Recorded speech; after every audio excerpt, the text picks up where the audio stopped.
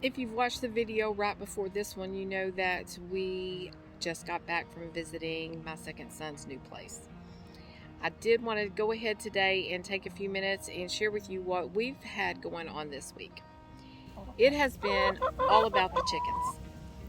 We've had several different things we've done this week with those chickens. If you've watched previous, you know that we have started trying to breed the Australorps. We did get our first batch of eggs in the incubator, so something we've never done before, so we will show you that footage now of us setting that up. Okay, so here's the incubator we got. This is the top. This is a humidifier, an automatic egg turner, and this is where the eggs go. So I've never done this before, never used it, so the first steps was to sanitize it, which I've done already, and then you turn it on, set it up, and let it run for a couple of hours, just the incubator part. And then after that, you hook up the humidifier, or you put the eggs in it and let it run for a couple of hours, and then hook up the humidifier at that point. So that's what we're gonna do now, is just get this set up and get it started and let it run for a couple hours. Okay, what I'm gonna do first is I'm gonna plug up the egg turner. It says that you won't be able to see it move because it rotates, does a whole cycle in 1 hour one way and then an hour back, but I just want to just see if I can see it moving anyway. So I'm going to go ahead and plug it up and start it. Well, I can't tell it's doing anything, just like they said, so we'll look at it later. So I'm going to put the top on. Oh, you know what? You can't, you're supposed to open it as little as possible to get it to stay at the right temperature. So I'm going to go ahead and put the probe on for the humidifier.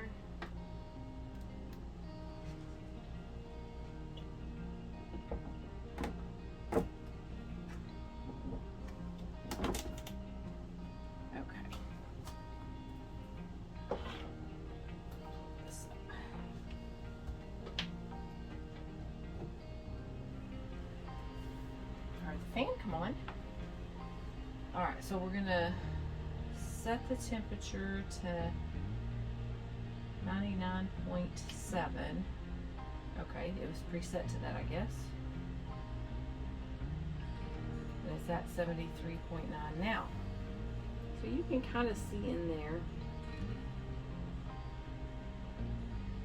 Okay, so I'm gonna set a timer, and we're going to let that run for 2 hours and come back and see what's happening. Okay, so it's been 2 hours and it's been running. So the next step is to go ahead and put the eggs in. I have 18 eggs to put in there. It'll hold 24. These may not all be good. Everywhere I read, it says not to, you could save them for like 7 days and then put them in the incubator. This will be day number 11. This one egg was from yesterday. So I'm going to go ahead and put the older ones in there just to see if it doesn't, if it doesn't work, it doesn't work, but it's either that or throw them away. So I'm going to go ahead and try it. So we're going to take the cover off. Well, I didn't set that up very well.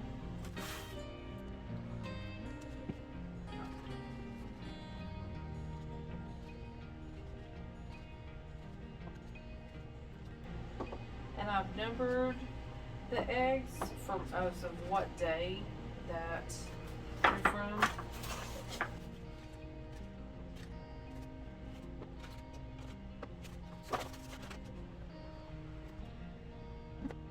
And I can't tell if the egg turner thing is working or not working, so we're going to assume it is.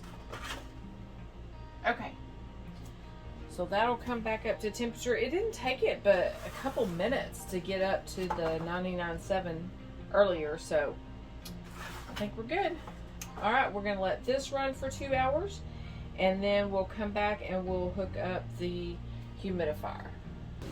Okay, so it's been a couple more hours, and now we need to set up the humidifier.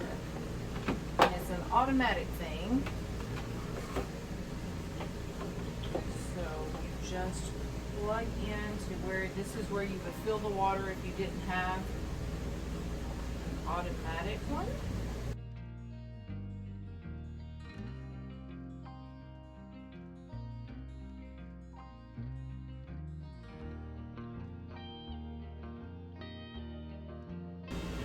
Set the temperature to 45% humidity, relative humidity,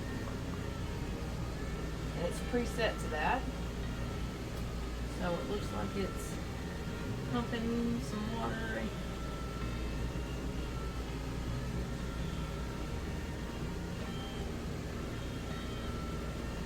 And it looks like right now it's at 25% with no water added, so okay, yep, there's water going through the tubing, so I think we're all set.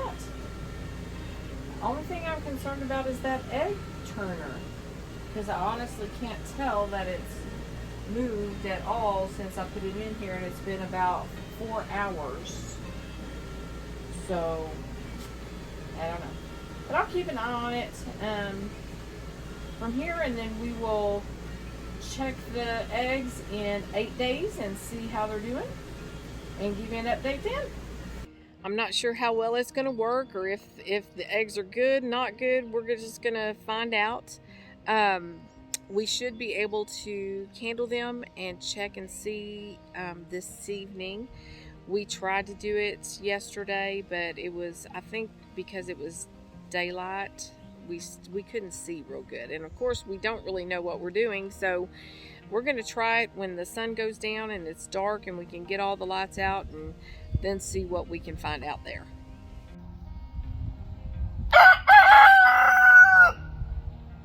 Also this week, we have the Australorps. We have them in the electric fencing with their little house, and I decided that I thought they were bored and they needed a bigger area, so we took a second one of the Premier One fencing and hooked the two together and made them a bigger area. So the chickens got a new area today.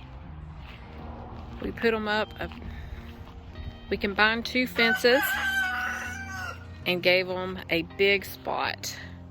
So this way they're a little happier, and we don't have to move them as often with this big of an area. So they went from this space right here on this side, just this little, like from where I am to over there, or around those trees and over there. And now they have pretty big space. I'm on the back side, so they've got all this area. Up there's their little movable coop. So they got all of this space. Pretty big area for 3 little chickens. Hopefully, here in a few months, we'll have at least 4 more to go in there, because I would like to get a few more breeders in there. So far, it appears like they are liking having more space and enjoying it. Of course, they got new ground to scratch in and hunt for bugs, so I think they're happier the way we have them right now instead of such a small space. I will say that our rooster, everyone always said roosters are so mean, and that one was never mean, but he has got very territorial now. Not real bad, but it's just something different. I do have to watch my back, because every time I go in, he wants to get me. As long as Steven goes in with me, he's fine, he stays away, but for some reason he does not like me being in there. One thing I did wanted to share with you guys was a few phone calls that I received and some things in regards to the chickens. With everything, the world's just gone crazy, and food prices have gone up and up and up. And I'll have to say, my family is blessed. Um, we have good incomes, and we can afford to still go buy groceries right now. A lot of people can't. In the span of, and the process, it's not even as bad as what I think it's going to get. I was at the store the other day, and for chicken, it was $4.34 a pound, I think. So for about, it was almost $10 for 4 chicken breasts. I mean, you know, that's expensive. We can. I don't want to pay that, but I do am in a position that I can go to the grocery store and buy the food. Some people are not. I got, in the span of, in 3 days' time, I got 3 separate phone calls of people just asking if I had extra eggs to sell. They weren't asking for a handout or asking for charity, not at all. They were just wanting to know if I had extra that I wanted to sell. And I did have extra. I didn't have as many as what we normally do. We have some few chicken issues, broody ones and stuff like that. So our egg production is not at its peak with the few hens we do have. But it really got me to thinking. The eggs are almost, I think it was almost $5 a dozen at the store. That's a lot. And I haven't priced them and haven't noticed, but I haven't bought eggs in over 2 years. So it got me to thinking. Those of you out there, me, and those of you out there that are capable or do have the means at this moment, we're not always, it's not going to be that, it's going to get more difficult regardless of anybody's situation. But there are people that are not going to be able to afford to eat. And it's going to be up to people like us to step up and to help when we can. So if you are prepared and you have your family taken care of, you really should, and this is my opinion, and this is the way I look at things, but I just want to say that if you aren't, maybe you need to prepare for more than just your family, because there's going to be more people that need help. There's going to be people that you wouldn't even think of call you and say, hey, I can't pay the $10 a pound for the chicken. Do you have an extra one in your freezer? I can give you 5, or whatever. Of course, we gave away the people that we gave our extra eggs away, and we always do that. That's not something new. And when we have extra, we typically give them away to our extended family or friends or whoever, co-workers. That's not a big deal. It just made me think about it more. This could be bad, and I just want to say, if you are in this position where you have things and you have plenty, you are in abundance, be prepared to help those that aren't. And I think we are going to get there, and I think we're going to get there sooner than later. I had someone ask me the other day, why did we plant so much stuff? Why do we need that much stuff? We don't need it. We might someday.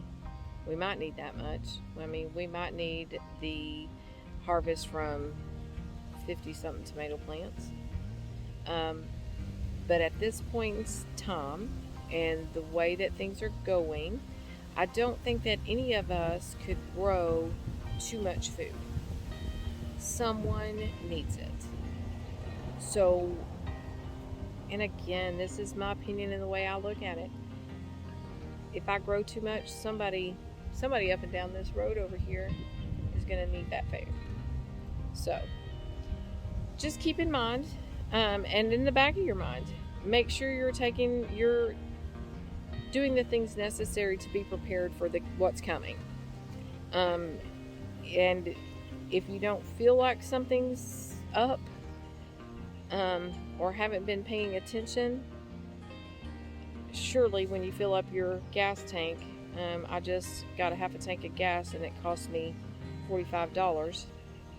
It was $4.45 a gallon. You know, if you're not paying attention, start looking at things of what's to come, because I don't think we're in the worst of it and coming out of this. I think it's going to get worse. But just get prepared and get prepared. Get your heart prepared. Get your heart prepared to help those that need it and are doing everything they can and still can't feed their babies. Again, my 2 cents.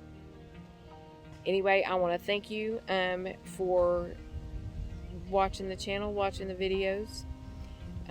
If, I say it every time, if you have a dream or you want to do something or you got something itching in your brain that says, you know what I should do, sometimes you need to listen to that voice. Just get up and just do it. Do what it takes to make it happen. You guys have a good holiday weekend, and God bless. Well, I was just about to upload the video, and I completely forgot. I left out the first thing I did at the beginning of the week. I have a friend that has a whole lot more experience with chickens and processing chickens and all of that and the whole homestead thing. She has a lot more experience than me. Well, she was getting ready to butcher some chickens and invited me down if I wanted to see what it was all about and learn to do it. And she graciously offered to teach me while she was teaching her 2 youngest kids the process. So I did go down, and it was great, and I want to thank Connie and David both for letting me hang out for the morning and watch. Actually, I didn't do anything. I just watched them, and they kind of explained it all to me and showed me what to do and how to do it and when to do it, and really spent a good bit of their morning teaching me different things. I will have to say, it was a lot better than what in my mind I thought it would be like. So I really don't have any, it took away my reservations, most of them, about having to dispatch chickens and process them and get them in the freezer. So it's not something that I've done or been around or anything like that. So it was great. It was really awesome, and it was painless. So not what I thought it was going to be. So again, I want to thank them for that. And then they showed me around their what all they have going on in their garden, and their quails and bunnies, and they've got a lot. So I appreciate them, and at some point in time, hopefully we'll go back and I'll video and show you guys what all they have going on. And they have I look forward to learning a little bit more about the quail from them and seeing if that's something that we might be interested in. Anyway, thank you so much.